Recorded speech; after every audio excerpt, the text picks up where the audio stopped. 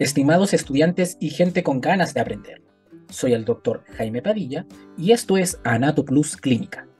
El día de hoy vamos a revisar las etapas que nos van a permitir el estudio de los tejidos y órganos a nivel microscópico, es decir, las técnicas histológicas. La imagen de fondo la podemos encontrar en la página Pinterest, donde su enlace se encontrará en la descripción de este video. Los objetivos de esta presentación son exponer secuencialmente los elementos de la técnica histológica y explicar los fundamentos químicos de la tinción de tejidos. La histología es la disciplina que estudia los tejidos y estructuras del organismo a partir de detalles microscópicos.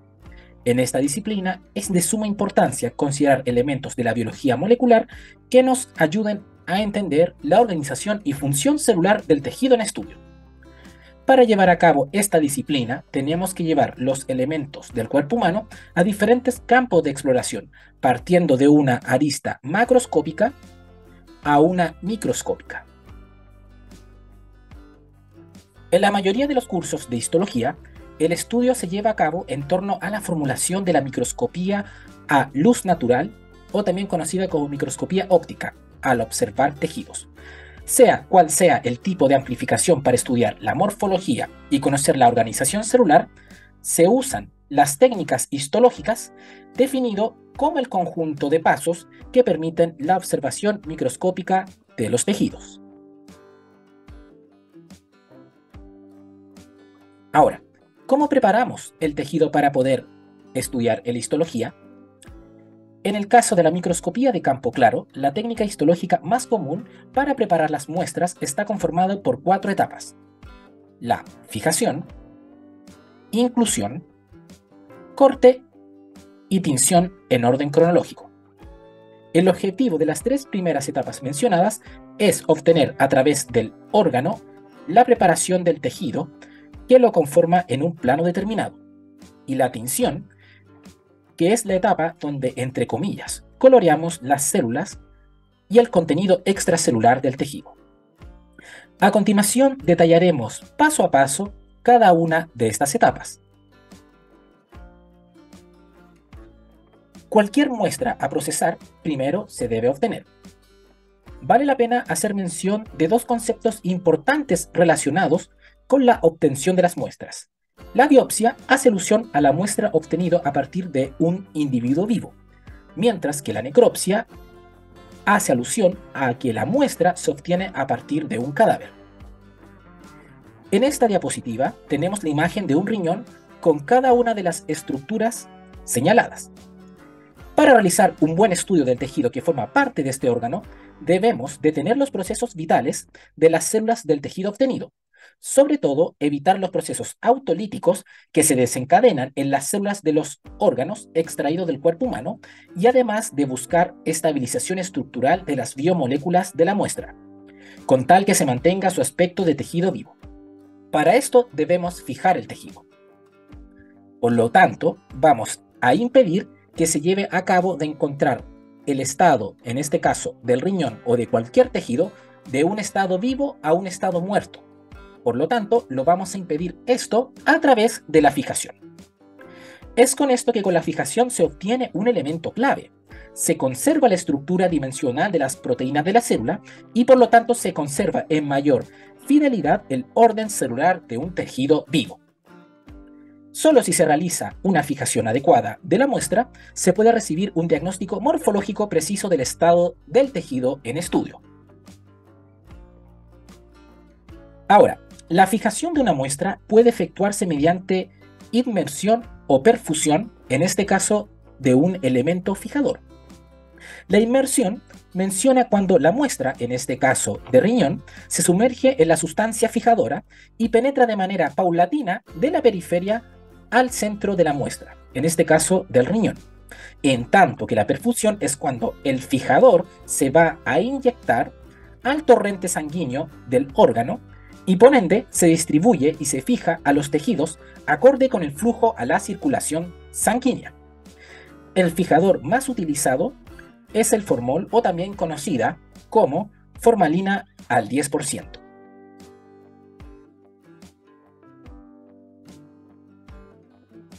Una vez que la muestra está fijada, es necesario considerar que las células cuentan con una concentración considerable de agua en su interior, debido a que es parte además del componente tisular de los órganos, por lo que tenemos que extraer ese líquido para poder endurecer y trabajar el tejido. Para esto, las muestras se deben deshidratar sometiendo a soluciones con alcohol, en un proceso llamado deshidratación. Ahora, para llevar a cabo esto, es que en este caso el órgano se va sometiendo a soluciones de alcohol de manera creciente. Entonces, de esa manera, vamos a llevar que el agua va abandonando de manera paulatina los tejidos y al final de este paso, el agua que se encuentra dentro del órgano, en este caso del riñón, ha sido reemplazada con alcohol. Luego, el alcohol debe ser reemplazado con un agente aclarante. Justamente ese proceso se denomina aclaración, donde se puede utilizar un agente conocido como el xileno, como el tolueno o también el benceno, debido a que la parafina no es solvente en alcohol, pero sí los solventes orgánicos como los agentes aclarantes. En este paso, la muestra también va adquiriendo transparencia al someterse al xileno o al tolueno, siendo sumergido el órgano sobre, en este caso, el agente aclarante. Luego tenemos que realizar el paso llamado de inclusión, en el que se va a emplear parafina líquida. ¿Y cómo va a ser esto? El órgano se va a sumergir en lo que es la parafina líquida y luego de eso se va a llevar a cabo la infiltración cuando esta parafina va penetrando al interior de las células del tejido y de las estructuras tisulares y luego después este tejido embebido en parafina va a adquirir una forma de bloque sólido y es a esto a lo que nosotros le llamamos la inclusión. Para luego después, una vez obtenido el bloque sólido de tejido, este debe pasar por una máquina conocida como micrótomo. Y lo que va a hacer justamente es formar rebanadas del bloque del tejido cortado, obteniendo muestras de este. Y las rebanadas de tejido que se deben obtener para que la muestra permita el paso de luz del sistema óptico del microscopio deben tener un promedio de un espesor entre 5 a 10 micrómetros. Entonces, por lo tanto, obteníamos un bloque del órgano sumergido ya en parafina sólida y se va cortando a través del micrótomo.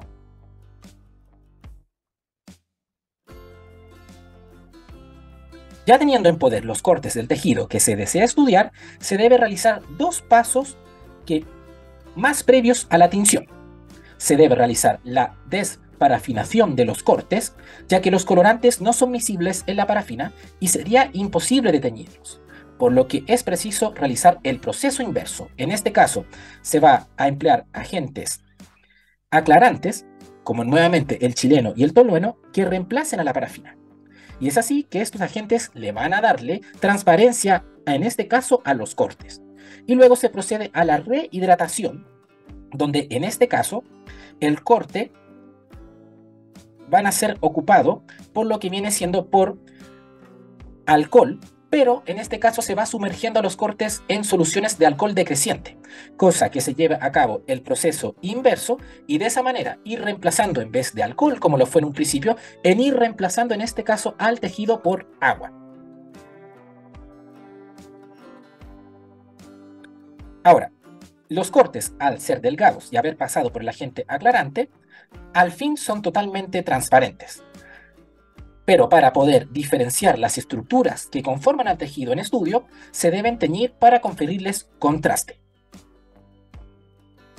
Por lo tanto, este corte va a ser sometido a diferentes colorantes, cosa de obtener una placa de histología como lo vemos acá en esta imagen. Para entender la tinción, debemos considerar los fundamentos químicos de la tinción estándar histológica.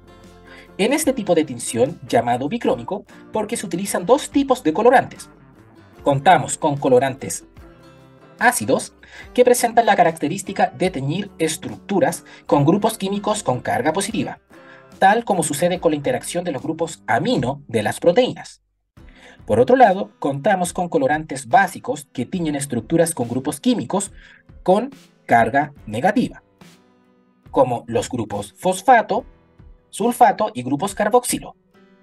Esta particularidad se debe a que los colorantes ácidos cuentan con carga negativa y los colorantes básicos con carga positiva.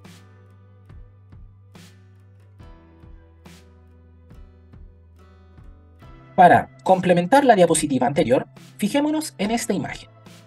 Esto corresponde a una porción de riñón teñida. Si ponemos atención, predominan dos colores que son el morado y el rosado oscuro.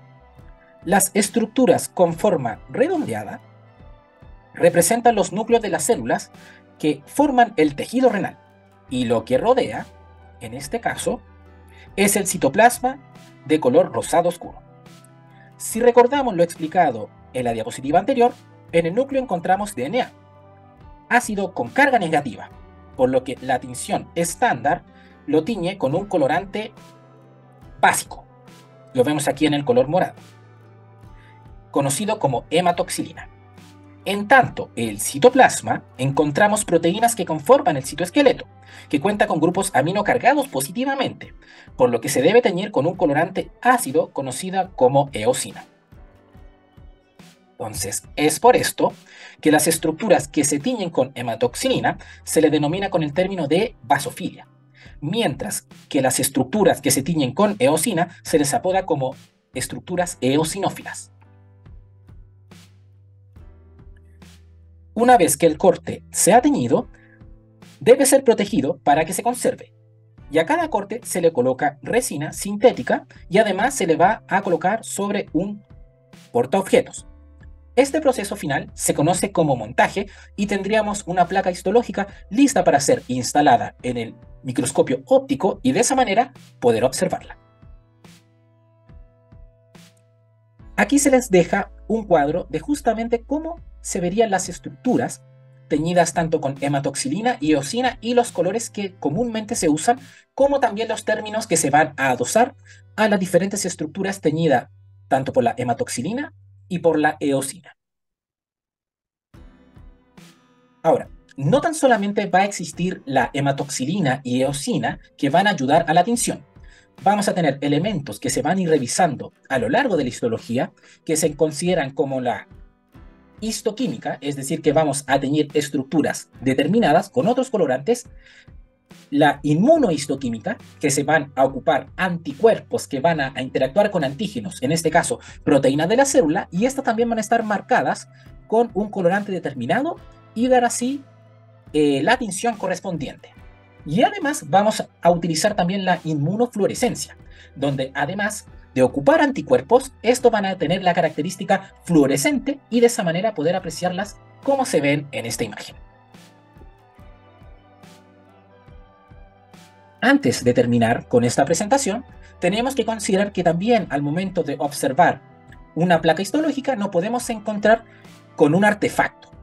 Eso hace alusión al término en que cuando se trabaja una placa histológica se pueden llevar a cabo cortes donde puedan destruir parte del tejido, en este caso normal, como lo podemos ver la piel, o también en algunos casos que al llevar el corte podemos ver que se va superponiendo otros tejidos encima de otra estructura, y eso quiere decir artefacto que vamos a ver parte en esa imagen de estructuras o la ausencia de estructuras que en este caso no corresponderían a la histología normal. Por lo tanto, nos podemos encontrar con algunas placas defectuosas que van a afectar a lo que viene siendo el estudio en ciertos segmentos de las placas histológicas, y es a eso que se le conoce como artefacto. Por último, se les deja acá un resumen de las etapas y los objetivos para llevar a cabo la formación de una placa histológica y de esa manera poder observarla. Las referencias bibliográficas para realizar este video son las que se muestran a continuación, y esperando con todo agrado que este video sirva para su formación en la educación médica, por su atención y comprensión, muchísimas gracias. No olvide suscribirse y darle like a este video. Que les vaya muy bien.